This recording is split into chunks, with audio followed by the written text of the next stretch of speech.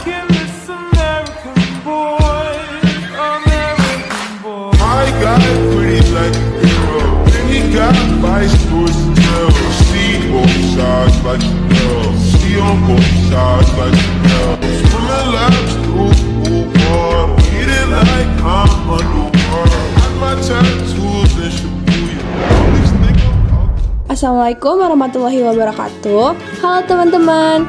Jadi kami dari kelompok 6 akan mempresentasikan tentang materi biologi, yaitu materi virus. Nah, jadi di sini aku bakal ngejelasin nih teman-teman tentang pengertian virus, ciri-ciri virus, struktur virus, dan siklus hidup virus.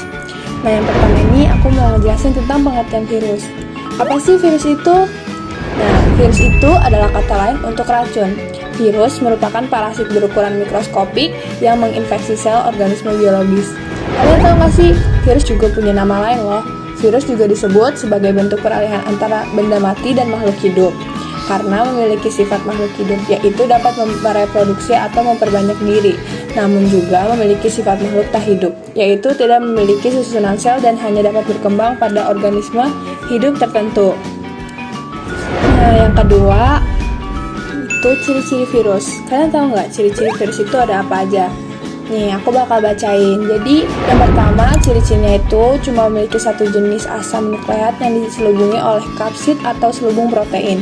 Asam nukleat ini yaitu DNA atau RNA. Yang kedua, ciri-cirinya itu ukurannya sangat kecil, yaitu antara 25 sampai 300 nanometer.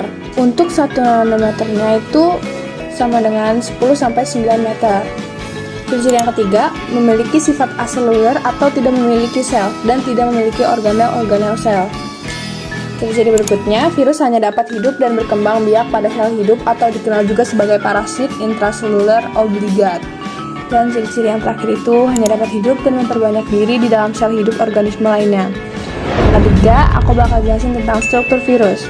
Struktur virus itu ada apa aja sih bagian-bagiannya? Nah, di sini aku mau jelasin tentang struktur tubuh virus bacteriophage. Yang pertama ini yang berbentuk segi 6 ini yang warna biru itu disebut head atau kepala. Kepala ini merupakan bagian dalam kepala virus berisi asam nukleat, sedangkan bagian luarnya itu diselubungi oleh kapsid. Kepala virus bakteriofag berbentuk polihedral dengan jenis asam nukleat DNA.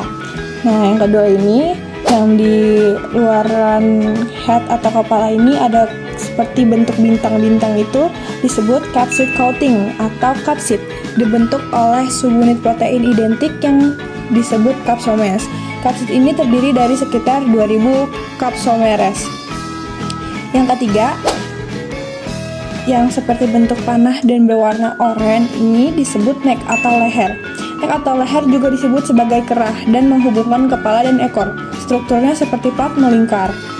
Yang keempat, yang bentuknya memanjang dan berwarna kuning ini disebut tail atau ekor. Tail atau ekor itu seperti tabung kosong dan dikelilingi oleh selubung protein. Di samping tail yang memanjang juga dan berwarna ungu disebut sheath atau kelopak. Sheath atau kelopak terdiri dari sekitar 144 subunit protein bersifat sangat kontraktil dan berisi 24 mata air. Di bawah tail dan sheath ada base plate atau piringan dasar. Piringan dasar atau base plate ini berbentuk heksagonal dan berada di ujung distal. Dan di samping base plate yang berbentuk seperti kaki laba-laba, nama disebut tail fibers atau serabut ekor. Tail fibers terpasang di piringan dasar berbentuk panjang seperti benang filamen. Khusus inang ditemukan berjumlah 6 serat dan berukuran 130 kali 2 nanometer. Yang ke-8 yaitu ada tailpin. Tailpin ini yang berbentuk segitiga di bawah base plate. Tailpin ini atau pin juga disebut pin ekor, juga disebut sebagai ekor paku dan mengenali situs reseptor sel inang. Nah, jadi kita sudah membahas tentang struktur virus. Sekarang kita bahas tentang siklus hidup virus. Jadi siklus hidup virus itu ada 2 macam, teman-teman. Yang pertama itu siklus litik dan yang kedua itu siklus lisogenik. Nah, di sini aku jelasin dulu nih tentang siklus litik. Siklus litik itu juga disebut dengan siklus lisis. Siklus litik itu adalah siklus reproduksi atau replikasi genom. Virus ini yang pada akhirnya menyebabkan kematian sel inang. Istilah lisis mengacu pada tahapan akhir dari infeksi, yaitu ketika sel inang bakteri lisis pecah dan melepaskan virus-virus baru yang dihasilkan di dalam sel inang tersebut. Virus yang hanya dapat bereplikasi melalui siklus litik disebut dengan virus virulen. Nah, siklus litik ini juga mempunyai fase, teman-teman. Ada 7 fase di sini. Jadi yang pertama itu ada fase adsorpsi.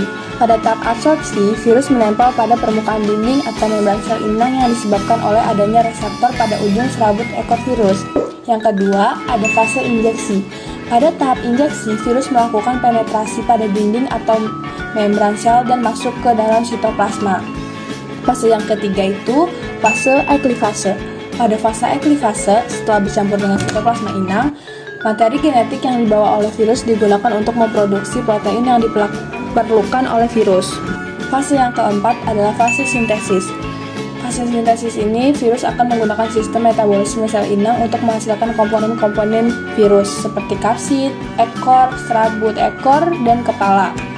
Yang kelima adalah fase replikasi. Fase replikasi ini adalah komponen-komponen virus yang sudah terbentuk pada tahap sintesis, kemudian direplikasi atau digandakan dalam jumlah yang sangat banyak. Proses replikasi komponen-komponen virus ini menggunakan protein serta DNA dan RNA dari sel inang yang sudah dikuasai oleh virus. Nah, fase yang keenam ini ada fase perakitan. Tahap ini merupakan proses perakitan menjadi kapsid yang utuh. Kemudian, kepala yang sudah selesai terbentuk diisi dengan DNA virus, sehingga terbentuklah virus baru yang telah utuh. Proses ini dapat menghasilkan virus-virus baru sejumlah 100-200 buah. Dan fase yang terakhir atau fase yang 7 itu adalah fase lisis.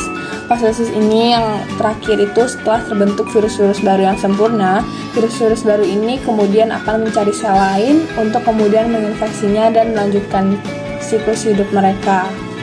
Nah, itu cukup untuk siklus litik, dan yang sekarang kita akan jelasin tentang pengertian siklus lisogenik. Nah, siklus lisogenik ini merupakan siklus reproduksi atau replikasi genom virus tanpa menghancurkan sel inang. Nah, kalau tadi litik itu kan dia menghancurkan sel inang, kalau ini enggak.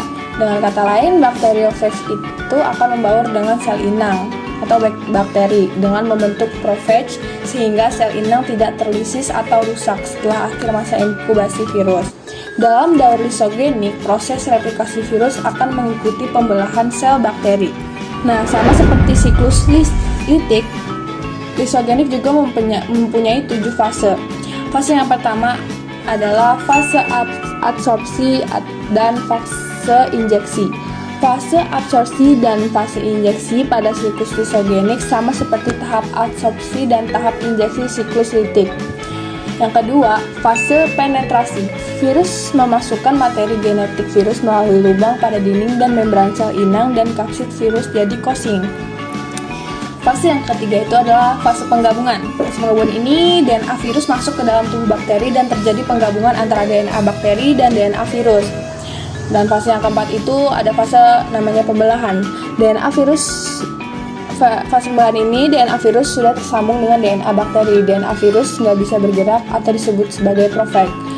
Demikian juga ketika sel bakteri mengalami pembelahan, secara langsung dua anak sel bakteri yang mengandung prophage tersebut juga ikut mengalami pembelahan. Dan yang kelima ini ada namanya fase sintesis. Fase sintesis ini prophage bisa jadi memisahkan diri dengan DNA bakteri dan merusak DNA bakteri, kemudian menggantikan peran DNA bakteri dengan DNA virus untuk sintesis protein yang berfungsi sebagai kapsid bagi virus-virus baru dan replikasi DNA. Fase yang keenam ini ada yang namanya perakitan. Tahap ini merupakan proses perakitan menjadi kapsid yang utuh. Kemudian kepala yang sudah selesai terbentuk diisi dengan DNA virus, sehingga terbentuklah virus baru yang telah utuh.